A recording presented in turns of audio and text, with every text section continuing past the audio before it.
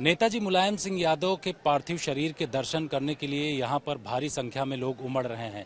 मैं इस वक्त सैफई में मौजूद हूं और यहां की आपको स्थिति दिखाना चाहूंगा किस तरीके से अलग अलग गांव से जो कि सैफई के आसपास के हैं वहां से लोग यहां पर पहुंचे हुए हैं। इसके अलावा जो यादव लैंड कहलाता है उस इलाके से भी बहुत सारे लोग यहां पर पहुंचे हुए हैं, चाहे वो एटा हो, इटावा हो, फिरोजाबाद हो या फिर कासगंज। इन तमाम इलाकों से जो कार्यकर्ता हैं समाजवादी पार्टी के वो सभी यहां पर पहुंचे हुए हैं। भारी संख्या में यहां समाजवादी पार्टी के कार्यकर्ता मौजूद हैं और वो अंतिम दर्शन करना चाहते हैं। बहुत सारे लोग यहां पर मौजूद हैं, इनसे जानते हैं जो कि मुलायम सिंह यादव के साथ कई बार काम कर चुके हैं। ये बताइए कि किस तरीके की यादें जुड़ी हुई हैं मुलायम सिंह यादव के साथ। नेताजी ने जो काम किया है, जो ग्रामीण क्षेत्र के लिए और आखिरी व्यक्ति के लिए, ऐसा किसी ने किया ही नहीं। जब तो पहले तो पता नहीं चलता था कहाँ मंत्री है। माननीय नेताजी ने गाँव मंत्री भेज दिया, IAS तक गाँव भेजे और गाँवों के विकास के लिए नेताजी ने वो काम अपना जीवन कर दिया।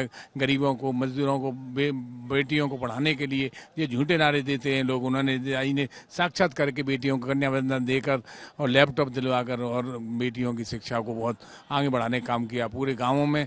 जब तक कोई जानता नहीं था आज लेटर बनाना, मुलायम सिंह जी ने पहली बार मुख्यमंत्री बने, तभी से ये ग्रामीणों की उनकी ये चिंता थी। वो कहते थे कि रास्ते में बेटियां जब लेटर करने जाती हैं, हम निकलते हैं तो खड़ी हो जाती हैं, कितना कष्ट होता है इनको। तो उन्होंने इससे ग्रामीण विकास के लिए सड़कों के जाल बिछाए, पढ़ाई के लिए, दवाई मुफ्त करने के लिए और पढ़ाई मुफ्त करने के लिए और रोटी कपड़ा सस्ता करने के लिए उन्होंने वो काम किया। आज तक किसी ने काम नहीं किया। सुभाष चंद्र जी के बाद माननीय नेताजी का दूसरा नाम नेता है और कोई नेताजी नहीं। तो नेताजी का नाम जिस तरीके से लिया जाता है, आप ये बताइए कि शुरुआती दौर में जब उन्होंने चुनाव लड़ने के बारे में सोचा तो कहते हैं कि उनके पास पैसे नहीं थे, लोगों ने उनको पैसा कलेक्ट करके दिया। ये बात सही है और लोगों ने जिसके जो मन में आया वो पैसा दिया। किसी ने 100 दिए, कोई 500 दिए, कोई 1000 दिए। तो इस तरह से वो पहला इलेक्शन लड़े 67 का और इलेक्शन जीते। एक मैं बात और बता रहा हूँ, मेरे रिश्तेदार थे तो एक दिन यहाँ के प्रधान जी दर्शन सिंह जी और वो दोनों हमारे गांव पहुँचे झपारा में। तो पैसे की कमी तो थी सब पे। तो उस समय हमारे पिताजी से कोई बात हुई, सुबह की बात थी।